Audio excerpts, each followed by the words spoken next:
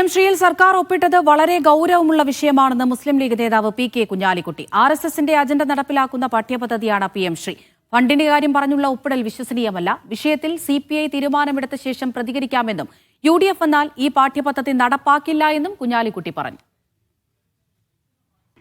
ഒരു എഡ്യൂക്കേഷൻ സിസ്റ്റത്തിലേക്ക്, പഠന സിസ്റ്റത്തിലേക്ക് മാറിയത് വളരെ ഗൗരവമുള്ള സംഗതി തന്നെയാണ്. അതിനെ ഒരിക്കലും അംഗീകരിക്കാൻ കഴിയില്ല. അപ്പോൾ മതേതര കാഴ്ചപ്പാടിന് നിരക്കാത്ത കാര്യങ്ങൾ കുട്ടികളെ പഠിപ്പിക്കുന്ന ഒരു സംഗതിക്ക് കൂട്ടുനിന്ന് കൊടുക്കാൻ പറ്റുമോ? ഞങ്ങളെപ്പോഴും മറ്റൊരു മുന്നണിയിൽ ഇരിക്കുന്ന കക്ഷികളുടെ നിലപാടിനെ കുറിച്ച് അഭിപ്രായം പറയാറില്ല, പറയേണ്ട കാര്യമില്ല. അതവർ യോഗം ചേർന്ന് തീരുമാനിച്ച് അവർ പറയട്ടെ.